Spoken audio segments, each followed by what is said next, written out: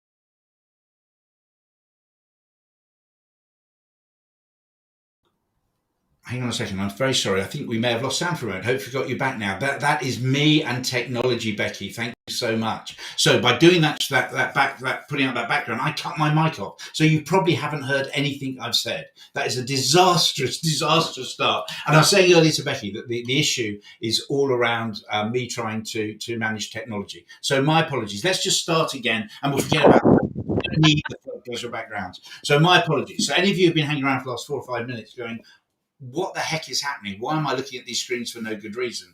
Really apologetic. I cut my own mic off. So we'll start again. Very simply, Becky, not only is Becky here to talk to us about how to create effective CVs, she's also my lifeguard when it comes to sorting out technology and telling me that no one could hear me, which I'm very grateful for. We're going to go through this next hour looking at three of the myths that I believe are debilitating when it comes to people believing in their own ability to write a CV. So we're going to look at whether your CV is really read in 6 seconds or not, whether your CV has to be limited to 2 pages or not. And we're going to look at that whole area of the ATS compliant CV. The most important thing about today is that this is a session for you. It's your session. So ask questions when they come to mind. The best time always to ask a question is when you think of it. I'm going to be monitoring this is dubious. I'm going to be monitoring the chat. So God knows what's going to happen there, but I'm going to be monitoring the chat. I'll be looking at questions. So now, guys, if you can hear me, just to put my mind at rest a little bit, if you could just give me a thumbs up. Loads and loads of people saying me that they couldn't hear me. I apologize. Yes, there was no sound. I could hear myself. It was the best introduction I've ever done to a session like this. At least that's what I'm going to stick by anyway. So thanks. I'm glad you're all here. If you can just hear me, just chuck up a quick thumbs up so that I know that I'm still talking. Becky, rather than me talking about people, talking about you, two people, just give us a little introduction about yourself. Sure. Well, hopefully they can hear us because I can see Richard in the chat's put gone again. So I'm hoping nobody else is, we're just silent. Yeah. So my name, as you can see, is Becky Webber. So I've worked in recruitment for over 20 years. And 4 years ago, as a result of feeling concerned, oh, we got a thumbs up, that's good, a concern about evolving technology and hiring behaviours, my biggest concern was that job seekers weren't educated enough to bring their best version of themselves to employers. So consequently, employers were missing out on fabulous talent, and also job seekers were missing out on opportunities to secure jobs that they would enjoy and feel passionate about. So overnight, not with any business plan or anything like that, because it was a bit more of a service and a passion, I created Positive Career Advice, which was a Facebook page, and has now evolved into a website that I created. So here's a hint. Don't forget, when you're talking about your value adding sort of attributes, to consider extracurricular ones as well, not just the ones that you create in the workplace or academia as well. So I created a website from scratch, which is positivecareeradvice.com, and on there my purpose, along with all the webinars that I run free of charge for job seekers, is to research and share guides, videos, templates that job seekers can use to enable them to present the best version of themselves to prospective employers. So it's all about education. I can't do it all on my own. There's a lot of other people doing wonderful work out there as well, but it's a real passion of mine, and something that I really care about. And you play down the effect and the relevance of your webinars with over 1,700 job hunters having attended your webinars on Eventbrite last year. Becky has been a guiding light for, I think, all of the other people who sit in seats like mine, career coaches and job search coaches. She's gone out there and she has paid it forward now for 2 years. The Positive Career Advice website is probably quite simply the best resource of free job hunting advice that there is on the web, and I would suggest that you all go and check it out and have a look. It's a lot of hard work that Becky's put into it, and it's constantly evolving. I think that's the important thing, isn't it? That it hasn't just sat there. You didn't just put one template up and leave it. It's moved with the times. Yeah. Obviously, it's a lot of the content was on there over the course of those 4 years, and it's quieted down slightly, but it's evolving now with partnerships with charities and organisations that can extend the support that I can offer, being that I'm only one person, which is always a bit of a challenge. So there are other organisations that I've obviously been networking with that feature on my website that offer discounted mental health training, NLP training, free career coaching, and all sorts of different things, not just for the more experienced job seeker, but also for people that are very new into their careers as well. So I've got a whole section on early careers as well, and work with the and have written guides for the youth group, which is Jack Parsons' organisation, who spends a lot of time with the government talking about getting young people into work, which is a bit of a challenge as well. Or it has been over the last couple of years with COVID. So, I love it. I wouldn't do it if I didn't love it. And I think anyone that has attended my webinars could probably tell I do love it, because I kind of come alive on there. Let's jump straight into the basics of CV writing. I think that there will be a number of people on today's call who are sitting down, possibly for the first time, people transitioning out of the military service, went in straight from school, went through an assessment process for the Army, Navy or Air Force. Some 5, 10, 15, 20, 25 years later, they now find themselves in need of a CV for the first time. They've heard a lot about CVs. There's a load of stuff flying out there. Where do they start, Becky? Good question. Creating a CV, let's be honest, is not an easy task. I mean, I'm been in recruitment for 20 plus years. Prior to me creating my webinars, I hadn't had need to really write a CV, so I thought it would be a good practice for me to go through the pain of writing a CV, and that's me being candid and honest. So it is hard, but how can we make it easier? One of the biggest lessons that I think I learned when I was creating my CV, because I was on about version 5, I was showing it to my sister and she was like, "This still isn't you, Becky. This still isn't you." The lesson that I learned is that I was trying to cover all the bases. I was writing it in the mindset of this is me and this is what I've got to offer. No, we don't write it like that. We write it in the mindset of what is it that the employer wants to see? What value can I bring to them? Just like you were in marketing, no good marketer would write, this is our product and this is what we have to offer. It's through the eyes and through the lens of the person that will be on the receiving end of it. What's in it for them? What value do they want? What problems do they have? What pain points can I help them to solve? So that's important. But one of the most important things at the beginning is understanding what you truly want. So when I look at a CV for the first time, one of the questions I ask in my head is it clear to me that what role this person is looking for? Because the phrase is, if we try to appeal to everyone, we'll end up appealing to no one. Yeah. And the danger that we have when we create our CV, potentially for the first time or even for the 20th time, we still can fall into this trap of thinking, well, if I don't include that bit, that could be the absolute golden nugget that the employer is looking for. But the chances are, I mean, they're never going to read it all. Let's be honest, they never read a CV from top to bottom. So what we need to do is summarize the key points that through our research and homework that we've done, they want to see. And then the interview is the place where you go into more detail. One of the common mistakes that many job seekers make is trying to include their life story, creating a monologue of a document, which, if you think about your own behaviors, is incredibly off-putting when you're created with a very wordy document that someone's got to try and navigate their way through to get those key bits of information. So it's a summary document. But what we tend to do is also we try, because we're so keen to find work, we launch ourselves straight onto the internet and we start going apply, apply, apply, apply, apply. And we wonder why we're not getting much of a response, or we're getting rejection, which obviously affects how we feel in our heads and our mindset. The first step we need to take is to really understand what it is that we want. And that's reflective, self-reflection, introspection, of understanding where we thrived before, the key things that we enjoy, our strengths, the values that we bring, the problems that we've solved, our values, our purpose. It does take time to do that. It's quite hard to do that initially. But if we don't do that, we're going to be scattergunning all over the place. So that's the first stage. And that's before you put pen to paper, I would say.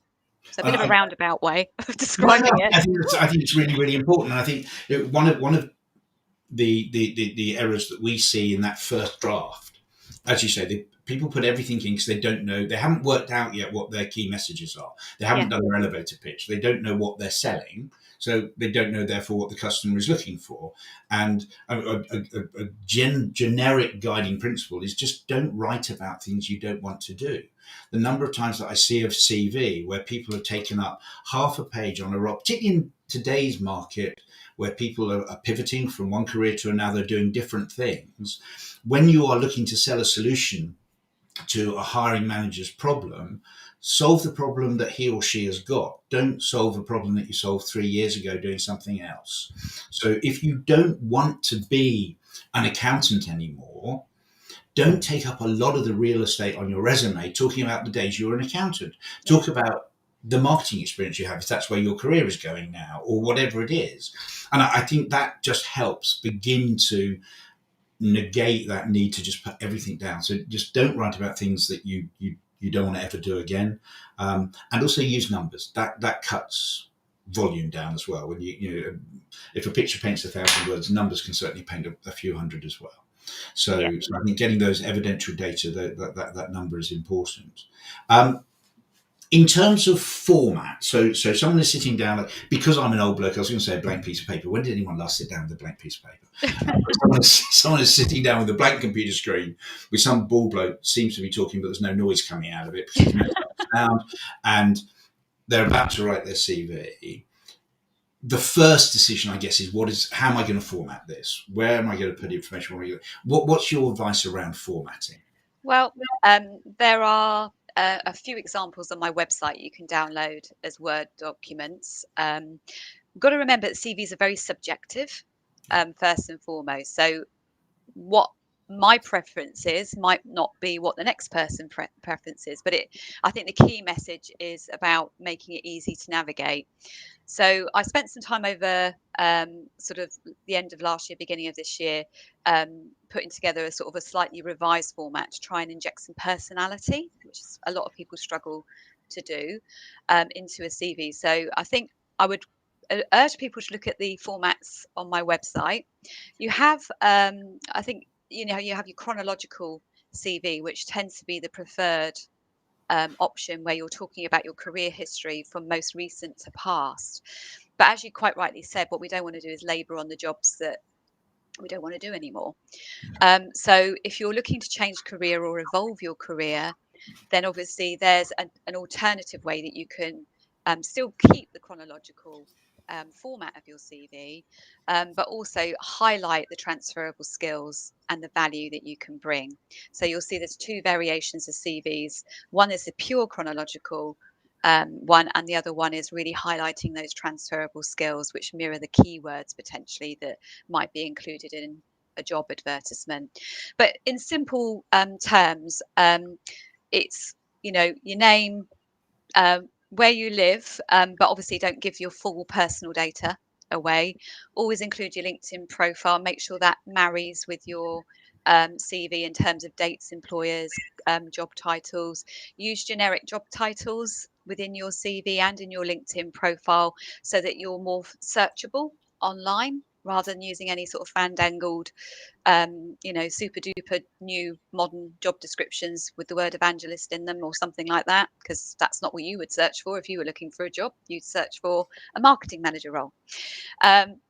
Make sure you use bullet points. I think you had a really good video out, I think it was a post actually you put out this week about bullet points, because that's easy for our eyes to move around and find key information.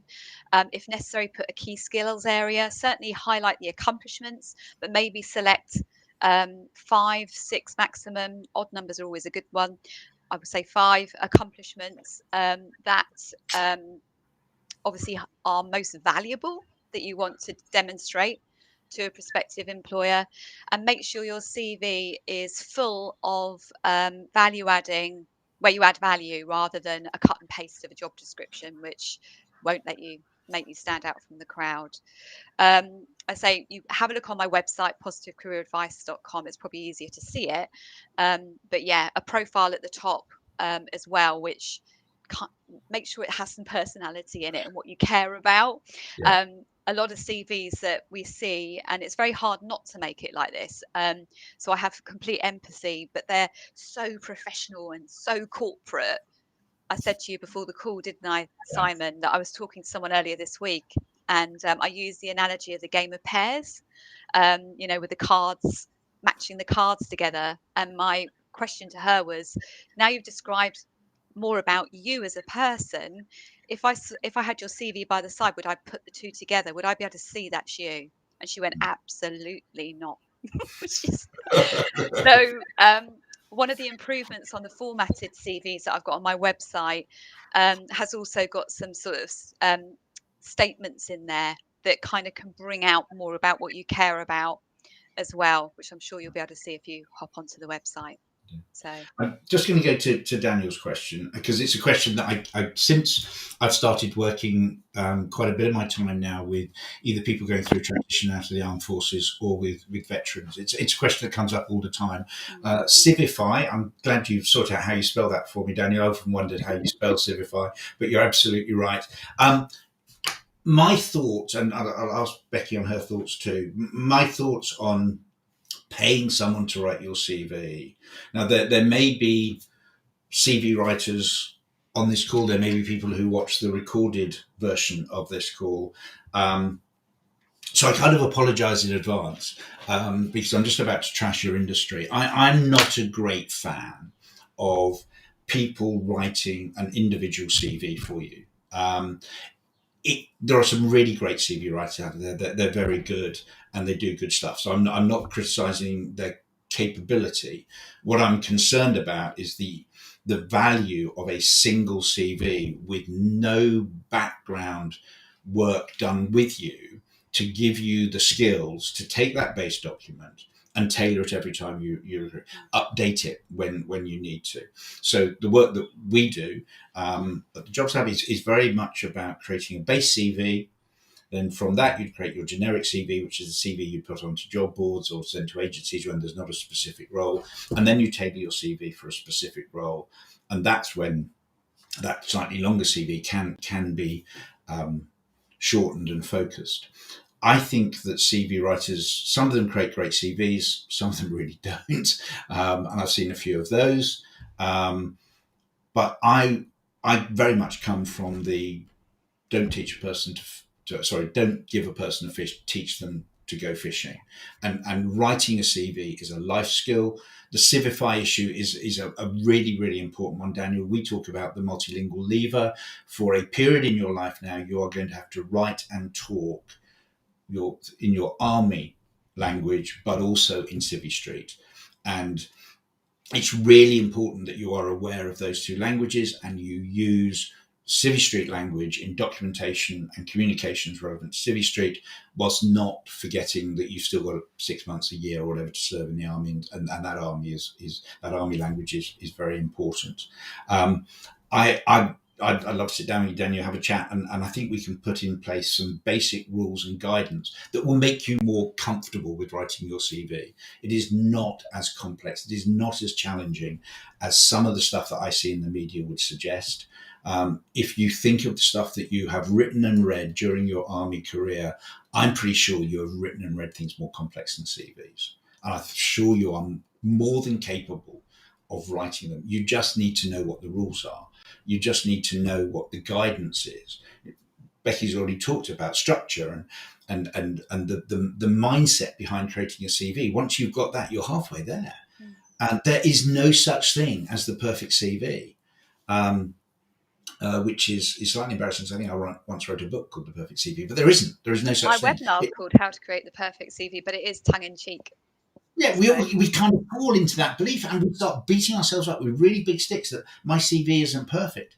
A CV that is perfect for one person reading it, whether that's a recruiter or a hiring manager, may not be perfect for the person they then pass it to.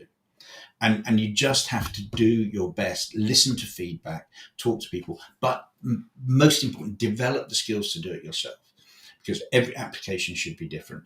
And particularly when you come out of the army, if you look at the record of employment of people leaving the army over a long period of time, they tend to go through 2 or 3 roles in that first 5 years. So you're going to be applying for a role again. And are you going to go back and ask someone to rewrite that CV? It becomes a very, very expensive pastime. It's a life skill. It's learnable. I wasn't born able to write CVs. I've just learned it along the way by reading a lot of CVs and talking to a lot of hiring managers and HR people. You can learn the skills too. If I can, anyone can. It's not that complex, would be my view.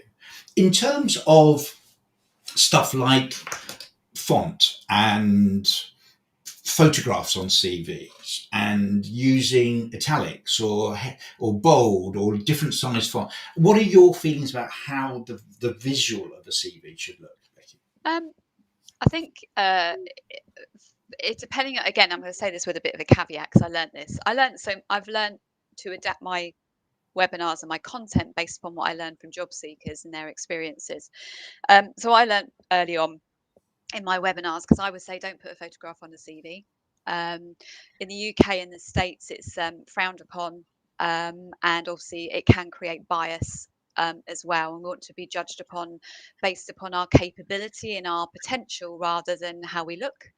And obviously we don't, we're trying to encourage inclusion as well. So, but there are certain nationalities and countries that expect you to put a photograph on a CV. Scandinavia is one in question. So I think it's about educating yourself on obviously where you are, because I don't know obviously where people are calling in from.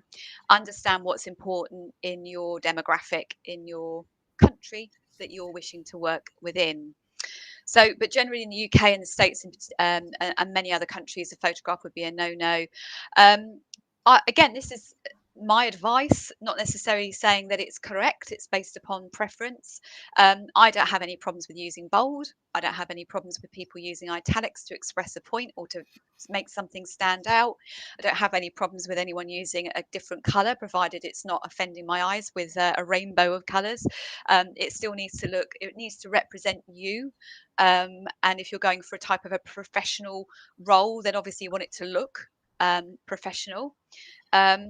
So I've just seemed to have, hold on a second. Yeah, there we go. Sorry, my screen suddenly changed and I couldn't see you. See, it's happening my end as well, but I'm still here. I'm going to blame technology, not us. Absolutely. So yeah, formatting, you have to be careful with not because your CV is going to be rejected by an applicant tracking system, which we'll talk about, I'm sure, very shortly. But that's the portals that you would apply for a job online through some organisations and recruitment firms. But just be careful. You can use tab functions instead of tables and all that sort of thing, just to avoid falling foul of those. But if you're applying for a job directly with the line manager and you're emailing them, then you can be a little bit more adventurous with your CV, particularly if you're in marketing and you want to demonstrate your creative side, which is understandable. Then you could have different styles of CVs to suit the audience, but it's all about the audience, and that's my point, I would say. Yeah. With that, and I'm picking up on Robbie's point. I think pictures, there's an awful lot of data out there about pictures and CVs feeding unconscious and unconscious bias, and we have to be careful of that. Although I have to say, and I'll just say it's not necessarily that relevant, I'm always confused. I agree with you completely. I think in the UK and in the States, photographs on CVs just don't exist. But can you imagine putting up a LinkedIn profile without a photograph? But there's a reason for that, and I've thought about that because someone said, well, what, you got a photograph on your LinkedIn profile, what's the difference? But it's a different audience. You're applying for a specific job. So if you've got a picture on your CV, you're in a small audience, a pool of people, and opinions are being formed based upon a particular job. Whereas on LinkedIn, a photograph on your LinkedIn profile, if you haven't got one, like you say, it's the worst thing you can do, because actually your picture builds trust. Yeah. Is you've got a smile on your picture to be welcoming, so that you're approachable. So it's got a different purpose because of where it's placed. Yeah. And I think and that word is really important. I think going back to purpose. So a lot of people write a CV because they're going to write a CV, or they've got a LinkedIn profile because someone's told them they ought to have a LinkedIn profile. We have to be very clear on what the purpose of each document, each communication is in an interview or a recruitment process. So everything has its purpose. The example I would use is probably a cover letter. The job of a cover letter is not to get you an interview. The job of a cover letter is to get your CV read. The job of a CV is to get a first interview. A first interview's job is to get a second, etc., etc. You're not going to get a job because of your CV or your cover letter. You're going to get an interview because of your CV, and that's its purpose. And the point that Becky made earlier about, if you're going to write chapter and verse and you have a sort of war and peace of your CV, A, no one's going to read it, and B, what have you got left to talk about in the interview? that is a problem.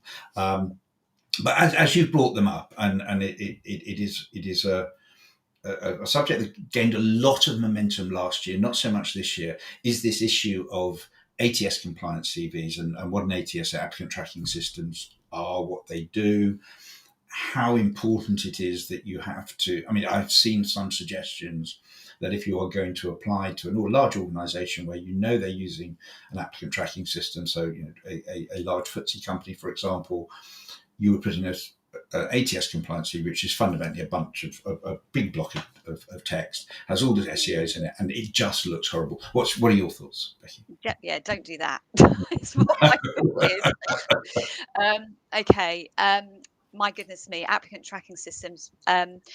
It's kind of like a stuck record, isn't it? It feels like a stuck old record that just won't stop playing. Um, so first and foremost, do not fear them. They're not there to cause problems or be barriers. I did my own research, and again, you can read my research in my blogs on my website and also on my articles on LinkedIn. And Russell Ailes has done on LinkedIn has done. He's a recruiter. He does write CVs and he does support people through their job search journey as well, but he's also done his own separate analysis as well. So I'd urge anyone to read through the research because just by reading that, you will become more knowledgeable, and you need to know. So they're not to be feared. There's only two reasons why a CV will be rejected by a bot, which is basically the myth that surrounds applicant tracking systems. And that's if your CV is too big, probably with too many pictures and graphics, and the other one is if it sees it as an image. And that's the only reason. Those are the only two reasons. Everything else is controlled by humans. Their instructions, even though obviously it's technology that's enabling that. But an applicant tracking system, for those that don't know, is like an online filing system. It is a portal where people can apply for jobs, and it's an online system where organisations can manage their own hiring process, from CVs received to interviews to offer to rejection. And it's a database for that.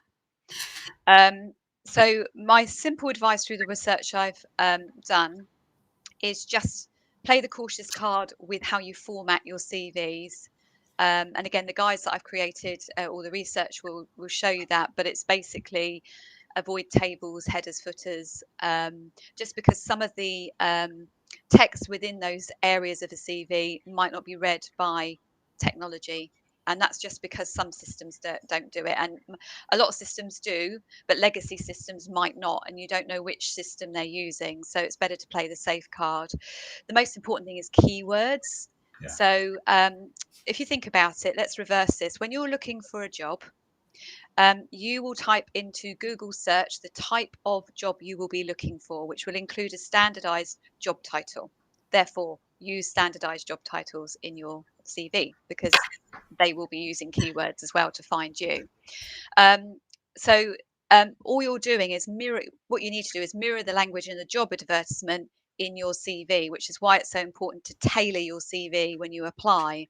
That doesn't have to be a laborious job, not at all. It might just be moving some bullet points around, just changing a bit of the language that you might choose to use so it mirrors theirs. And then if they're using keywords to go through a big list of candidates, I'll be honest, because it's a candidate short market, I would say those lists have reduced. The likelihood is most recruiters will be looking through every application that applies rather than using technology to sift through them. But if they are, then obviously you want to make sure that you're found for those keywords, because the hiring manager will be using, I want an administrator with PowerPoint and Excel. So those might be the hard skills they'll use as keywords. And if you haven't got them on your CV, then you won't feature highly on that shortlist. And that's why it's important.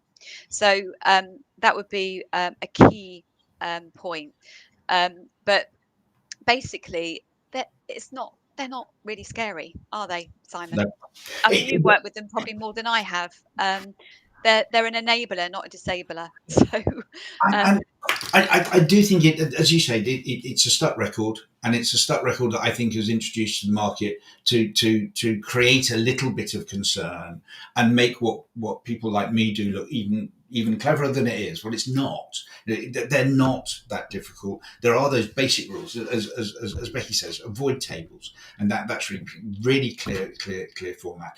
also try to, and you should anyway, maintain a single font right the way through your document. That has some impact as well on the way that it can be read, but it's negligible.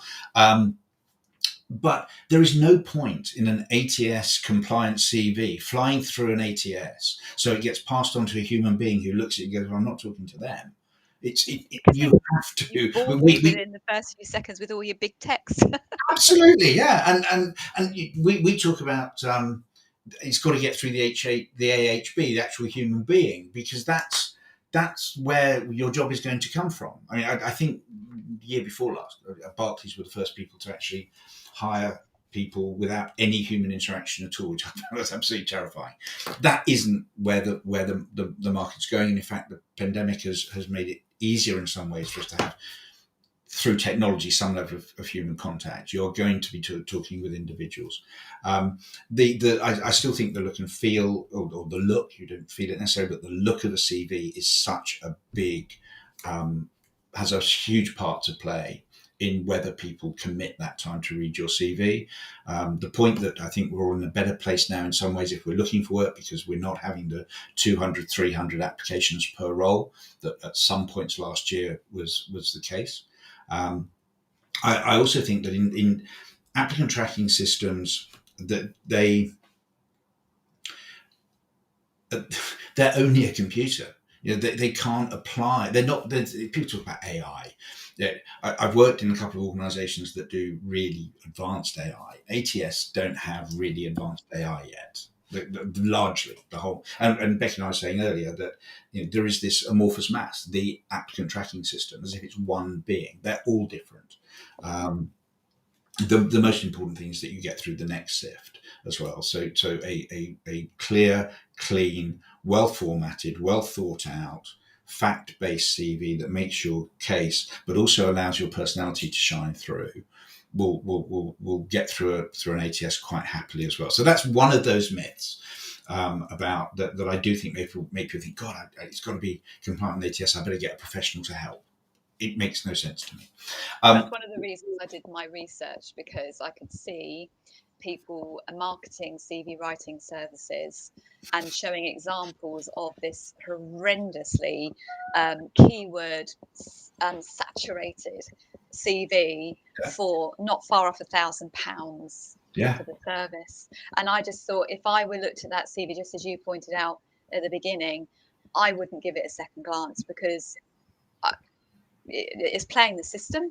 For starters, I want to know who you are. I want to know, I'm hiring a human being, not a machine. So I want to make sure you fit into my team. Culturally, you're going to fit.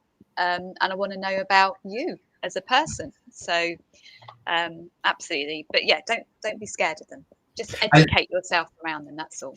It's good of you to mention Russell as well. Russ is going to come on and he's doing one of the best on the web masterclass. He's going to do next week, but it's actually going to fade back a couple of weeks. But because he's in Australia, it's going to be an 8 o'clock at night job, so that he's actually conscious. Yep.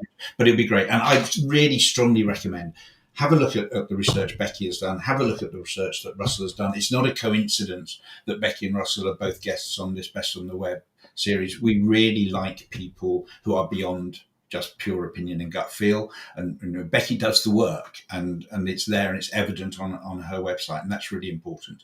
There is a lot of gut feel around hiring. I know that. I'm not pretending there isn't, but where there is the possibility to do some research, get some numbers, look at the data, understand how people think and behave, it really helps.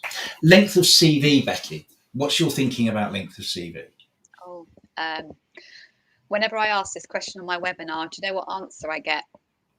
2 pages. I mean, that isn't a wrong answer, don't get me wrong, but it's like anything, if we read it often enough, we believe it to be true.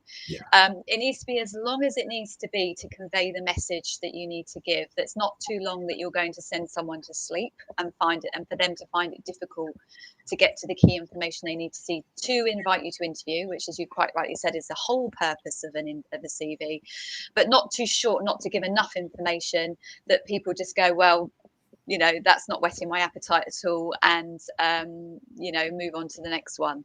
So just because it says 2 sides, it doesn't have to be. Academic CVs, there's no way you get that onto 2 sides of an A4. If you're in an interim roles and an employer needs to know some of the projects you've worked on, you're going to struggle to get that on 2 sides of an A4. If you're in a senior appointment or senior role, an exec role, it's likely it's going to be a bit longer than that, because you need to demonstrate more information, more facts, more figures, or whatever it might be. Ideal world scenario in most cases is if you can try and aim for 2 sides. But you talked about the standard CV earlier, Simon, and just because you've got to tailor your CV, even if your sort of standard CV pre-tailoring is 3 sides long, what you've got to remember is you're probably going to be removing some of that information to highlight the key points. So if it goes on to 2 sides or 2.5 sides, as long as it's not like the layout is tidy and it's not kind of half a sentence on one page and half a sentence on another, ideally, then it's all good. I've seen some really good CVs destroyed by people trying to get them to 2 sides. So they either take out all the white space, and white space is really important in CV. And so that all gets taken out to start with. So your bullet points don't have a blank line before them or after them, and everything's crammed up. And if that hasn't worked, then they'll go, okay, well, we'll go down to font size 9 instead of 11, and they'll just play with the font size. And you get the CV. It's hard to read. It's unpleasant to look at. You talk to anyone in advertising, they'll talk about the power of white space. Talk to anyone at Apple, and you'll understand the power of white space. Just go and have a look at their website. But then when you start making the font smaller to try to hit that 2-page limit, it just makes it an unpleasant read. It makes it difficult to work through. It makes it difficult to find the important stuff. And your job as a CV writer is to fulfill the requirements of your reader, not fulfill your requirements of your career coach or something you've seen on the web or anything else. And when you are looking at a large number of CVs, and they are lessening now, but in some markets, I'm sure there are still loads, you want to be the guy who's written the CV that people actually pick up and go, that I found what I wanted to. So consistent structure as well. So people get to learn where you are putting information. So if they want to know what the skills were that you applied in a certain role, they know that that's in the first 2 bullet points under each role. So they just go and pull it out. They know what they want. And what you need to do is make what they want available to them very, very simply and straightforwardly. Cramming, small fonts, 2-page limits. I really do think it's more damaging to a CV to worry about. So Becky's absolutely right. Get the rules right. Your CV will be the right length. Yeah, absolutely. And that's really, really important. The other thing that really bugs me, and I put posts up there, and they get crickets. To be honest, they're not particularly attractive to my audience, so I apologise for that. This belief that a CV, on average, is either accepted or rejected in 6 seconds. The dreaded 6-second rule. What's your view of that, Becky? Another thing, if you read it often enough, you believe it to be true. So basically, the bottom line is recruiters, hiring managers, talent acquisition staff, whoever's screening your CV will skim read your CV. That is a fact. So like I said earlier, you won't have your CV read from top to bottom, no matter how frustrating that makes you feel, because you spent hours on it, days on it. It's about getting to the key information more quickly. Whether it's 6 seconds, 8 seconds, 20 seconds, it's just not long. And so that's why it's important to have the format of your CV so it's easy to navigate, to get the key points that you want someone to see quickly, what your audience needs to see, and obviously with bullet points, making sure they are bullets rather than long-winded paragraphs per bullet as well, because as soon as you've got too much text, people switch off. And again, like I said right at the beginning, consider your own behaviors. With the 2008 was the crazy time when the internet went mad, social media went mad, and all of a sudden overnight our attention span reduced. I can't remember the stats because I'm forgotten that, but I know they reduced way low. to what they were before. So, we're all looking for the quickest solution. So think like that, and make sure that you consider that when you're creating your CV. So it's not long, whether it's 6 seconds or not.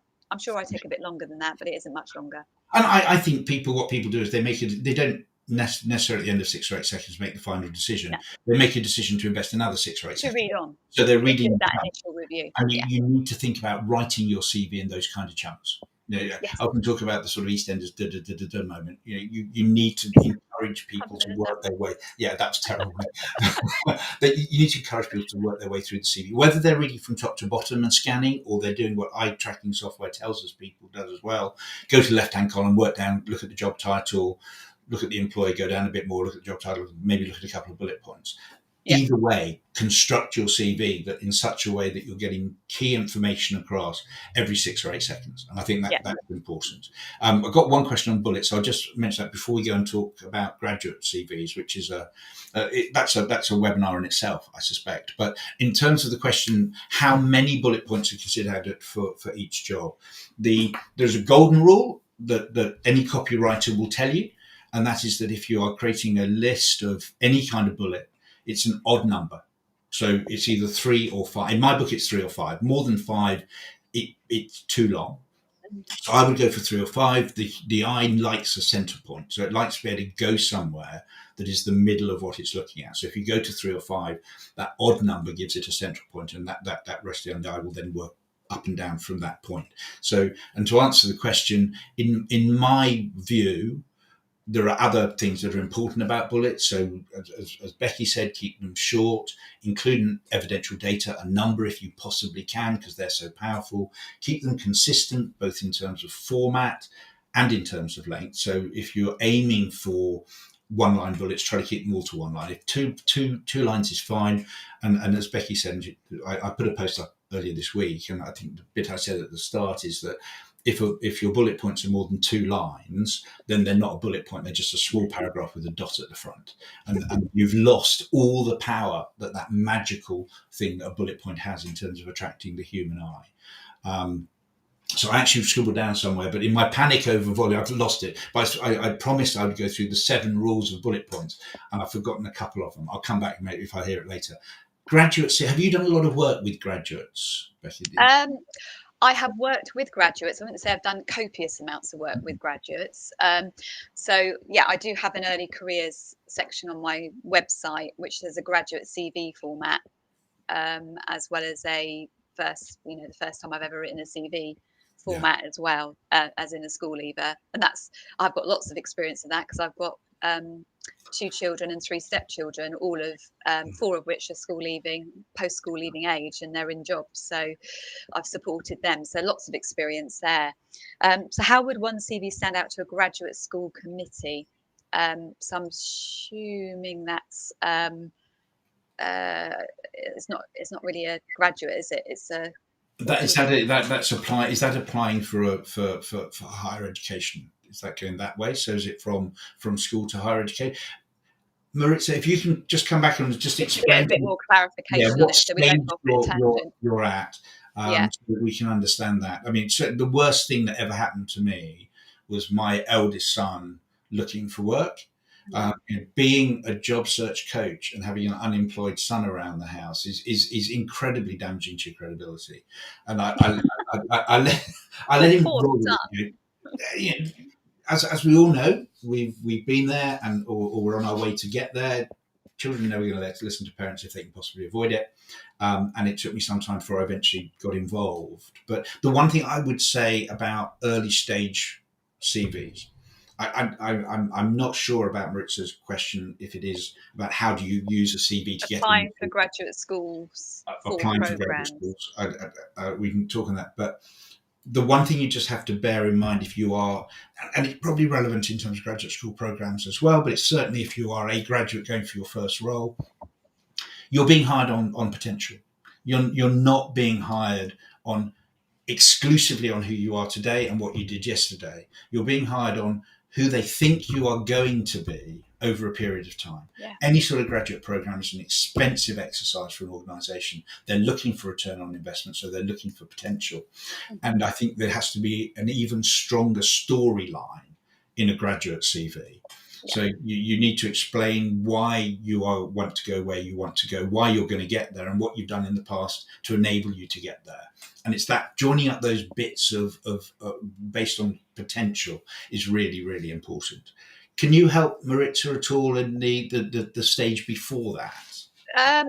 I think it's understand.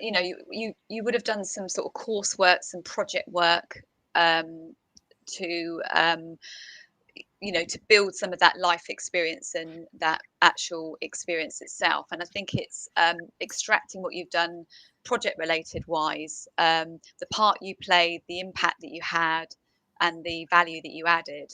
It's still the same concept. It's just not maybe done in a work environment. Yeah, It's done yeah, in a educational academic environment. You can see on the format of the CV on my website under the early careers section, there is an HR graduate format CV in there that might give you some inspiration around maybe relating that to your background and your experience, and you could perhaps apply the same philosophy as that was created. You're absolutely right, Simon. All you have is potential, but you have to. It's about showing what you've done that makes you gives you the sort of extra. So how have you gone above and beyond to enable, to increase your learning, self-development, volunteering, yeah, putting your hand up for a project, anything like that that shows an attitude, because they're going to be looking for someone that's going to be dedicated.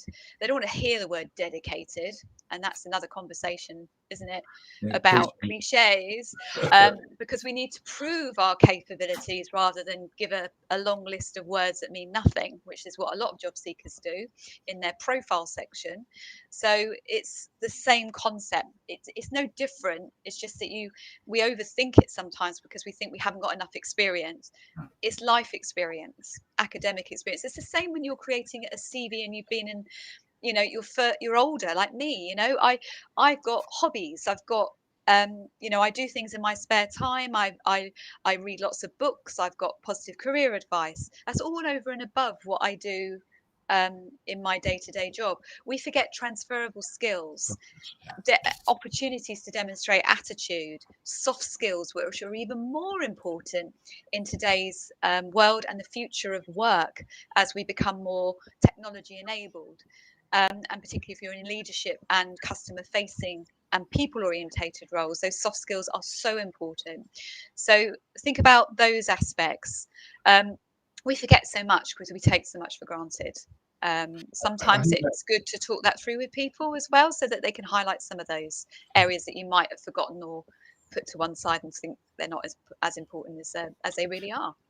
and whether you're a graduate, early career stage, or later in your writing CV, one thing that I always suggest that people do is they write to somewhere in the region of 10 people who know them. So either teachers or colleagues at school, or the person who ran the corner shop that you did your newspaper around for, or someone you have reported to or has reported to you, and ask them to send back 3 statements that they think describe you, but limit those statements to 10 words. So the most you're going to get back from anyone is 30 words.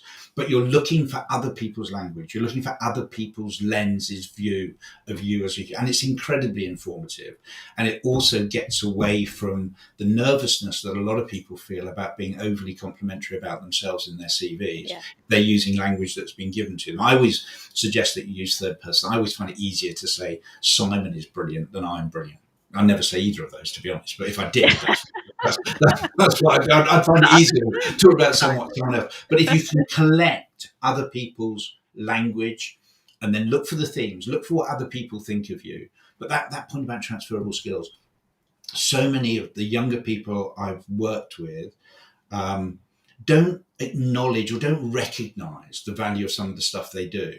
Yeah. because it's stuff they do and they've done it for ages. But often it involves communication skills, or it involves leadership or management or organization. And if you have ever been anything, say in a club, and you were re-elected, that's really important. Same as if you're a contractor, don't say that you were a contractor at ABC Limited for a year if you had your contract renewed 3 times. Get that renewal in. Show people have approved of you after they've seen you really close up, and that's really, really important too. And headhunted. Let's not And forget that. And that gets missed as absolutely, well, even if yeah, it's internal and yeah. you've been asked to, please, why don't you consider this job? It's coming up and I think you'd be great for it. That's because someone has given you the rubber stamp to say, do you know what? You're good at that. You're great at that. You've got the skills. And again, make sure you're using those words within your CV because, again, that gives reassurance. Big thing with employers, give them reassurance that you have the capabilities, and like you say, you've got the credibility. Employers are, regardless of talent shortages, um, lots of employers, when you think about the future of work, the jobs that you might be applying for today will not look the same in however long time, and it obviously that time lapse between change and evolution of a role has shortened because things change more quickly and more frequently now because technology makes that happen. So when hiring managers are hiring, they're not just looking at you for today, they're looking at your potential for tomorrow. And that's in their mind. If you put yourself in the shoes of a hiring manager, that's quite a risk because you're looking for something you don't know yet. You don't know whether they are capable yet. So think about adding reassuring language, that credibility, as Simon mentioned, using my contract was extended 3 times whilst I was working for X company. I was headhunted into this role. Um, getting LinkedIn um, uh, recommendations, again, to reinforce your message, maybe even adding a statement in your CV from your current boss or previous boss about something that would add value, that would give reassurance again about a comment they made about you, that gives you that credibility. So all of those things make the receiving person who's looking at it feel good and feel like, oh phew, that looks good, that sounds like this person is who they say they are and someone else has endorsed it. So And credibility definitely comes from saying that you're headhunted. It also comes from saying that you're a referral hire. So yeah, someone who had worked with you before recommended that employer to come and talk to you about a role. yeah, That's really powerful as well. And you can always get permission to mention that in an interview, not on your CV, but you can actually name the individual in an interview if you get permission to do it. It's a webinar on its own, but cliches is one of my big hang-ups. Um, the one thing that I have seen so many times, and it probably bugs me more than anything else, is in that personal statement, people telling me that they're honest and hardworking. I've been doing this for a long, long time. I've read a lot of CVs. I've never ever seen anyone say I'm lazy and dishonest. So saying that you're hardworking and honest actually means nothing, because the opposite is never in a CV. So rather than saying it, show it. So if you're hardworking, talk about in one of your bullet points, in some of your evidential data, evidence how hard you work. Talk about the hours, talk about working at weekends, whatever it is, and let people know that you're hardworking. Don't just say these things, they roll off the tongue. And so many personal statements, or what we call solution statements, are just a link up of this string of complementary phrases that could come off a thesaurus. Say nice things about me. There you go. That's all the stuff I'm going to say. Actually evidence it. Talk about why you're a great project manager or how you have been collaborative. Don't just say I'm a collaborative project manager. It doesn't mean much, because people know whether you use first, third, or third person, you're likely to have written it yourself unless you paid someone to, you won't go there again, but you paid yeah, someone to write a we CV. don't like things. I can tell if someone's Yeah, had someone write CV for them very often, and I'd rather someone else write it. Can I just add one more thing that I've just thought absolutely. about that's Yeah. important that many job seekers miss out, is context. Mhm. um, I said the word reassurance, I really do mean that. So for example, we we basically write our CVs and we put a company name, bearing in mind the millions of companies that are out there worldwide. And we assume that an employer knows the nature of their business, how big the size of the company is, what their turnover is, whether they're award winning, whether they're investors in people, ISO accredited. We assume that they might know how big the team is that we manage, the context of the role in terms of turnover, our budgets, and our responsibilities.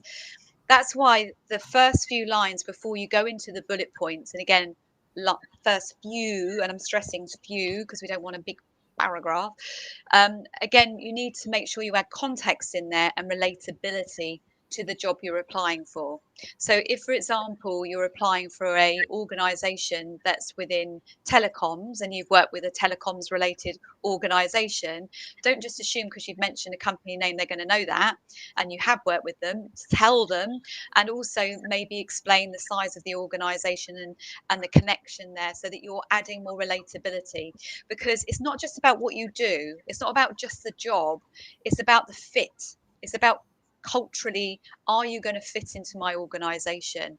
And we just need to put ourselves in the shoes of the hiring manager to think about what kind of things would reassure me that you're the right person I want to see in the interview process. So think about some of those relatable information. Don't assume anything. There's a saying that goes with that, but don't assume.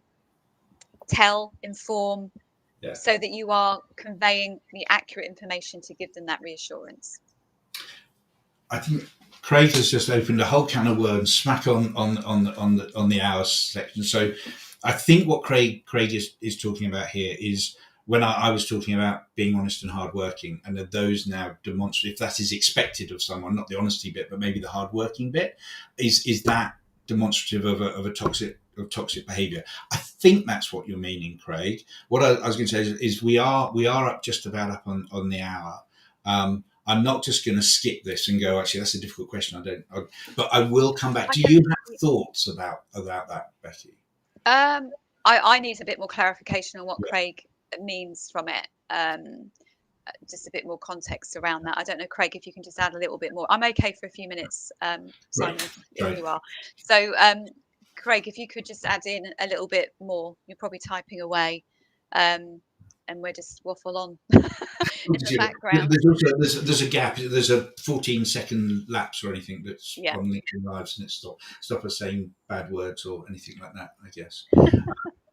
I think one point that I would make is, as you're constructing your CV, think about the power of the first sentence of your solution statement or your personal statement.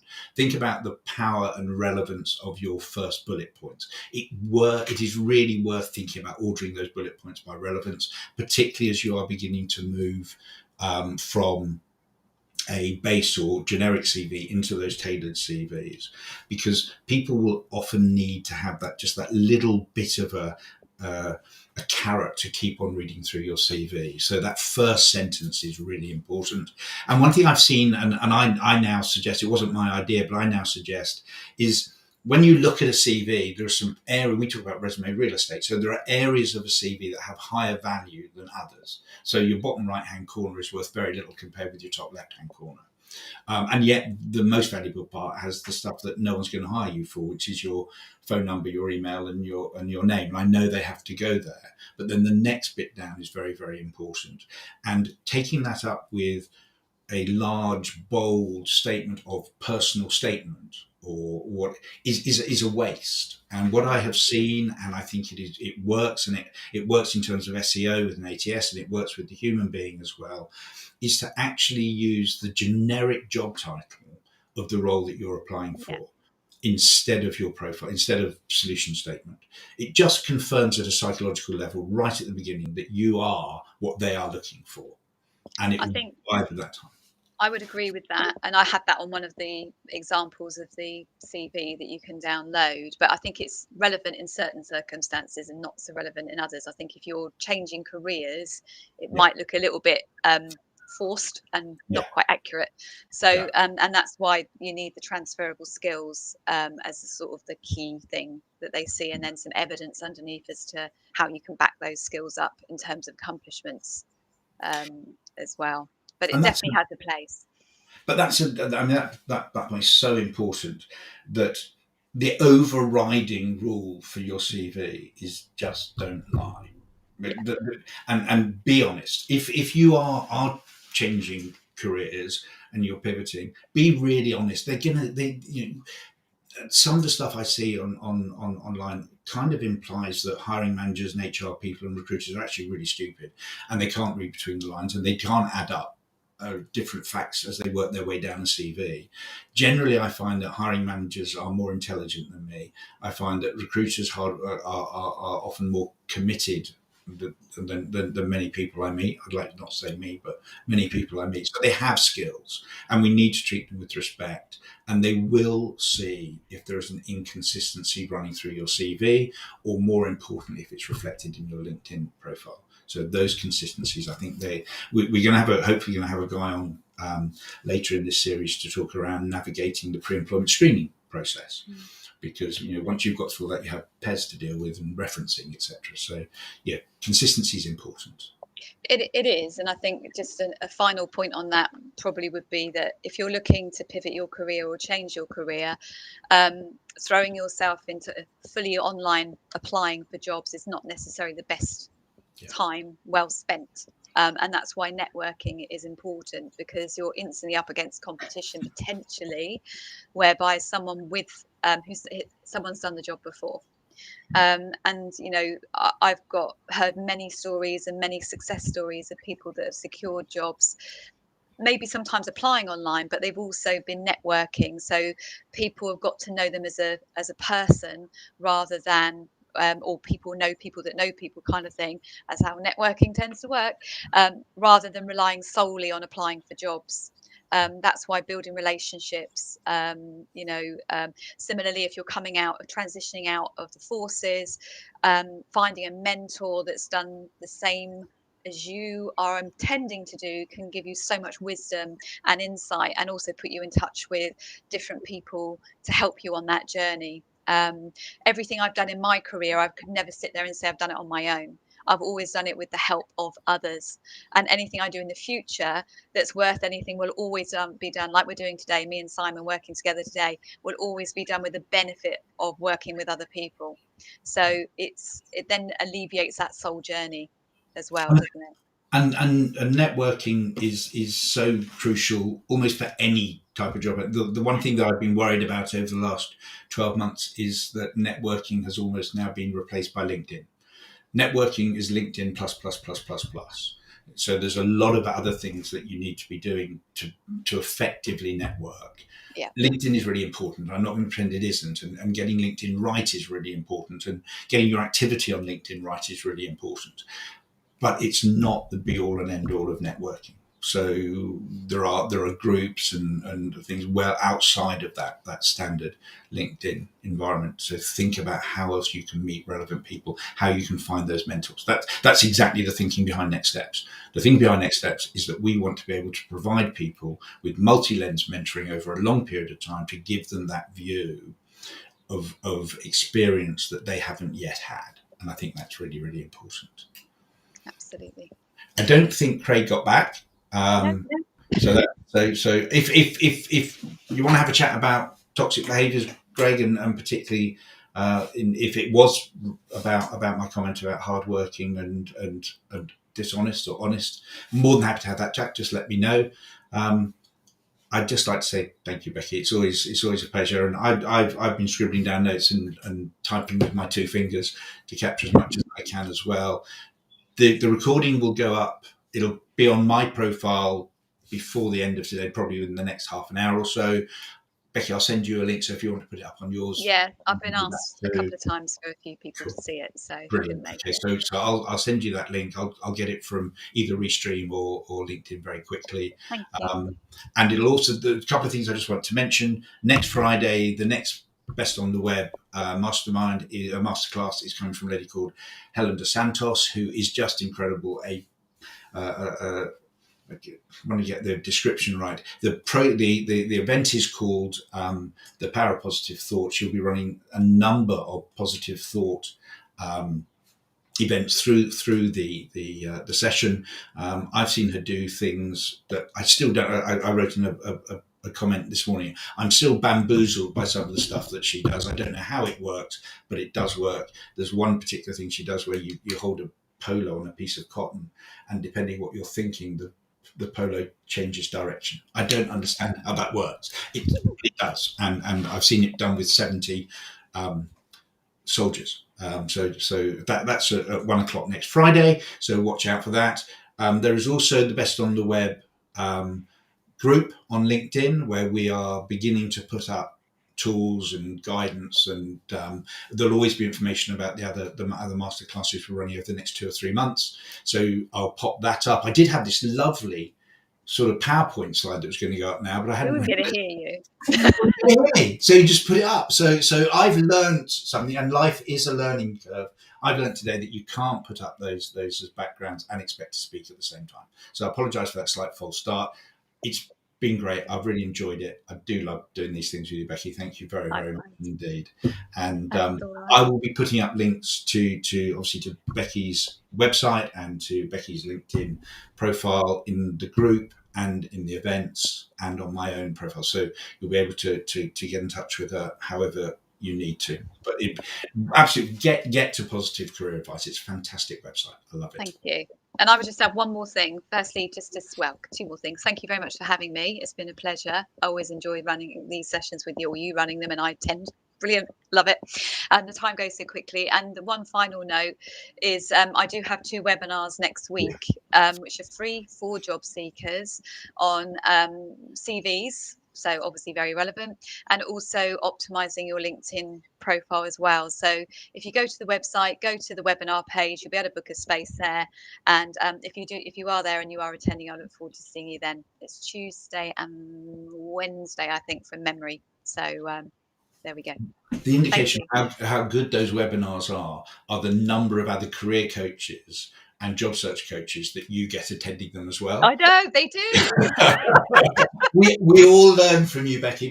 Becky, the other thing that Becky hasn't touched on is she's Ops Director of TAPE, which is a part of Impellum, and has had this stellar career within recruitment as well. So Becky's one of those people who has done it. She literally has the T-shirt. So a lot of Becky will often say that job search coaching, career advice is opinion based, but Becky's opinions have real value because they're based in real experience over an extended period of time. And whenever she has a doubt about that, she goes off and does the research and comes back with real strong data. Yeah, so it's brilliant to have Becky on. I would suggest that anyone who is watching today follows her and goes and has a look at Positive Career Advice. It's fantastic. PositiveCareerAdvice.com. Thanks very much to everyone. We'll be back again next Friday. I'm really grateful for your time, and I'm sorry for the horrendous mess up at the start, but we'll try to sort it out. I don't think you need to worry about it. It's just life. It is just life. Yeah. Anyway, if you'd heard me, you'd have cocked off anyway. It's just so rubbish. But anyway, there you go. I'll talk to you soon. Cheers, guys.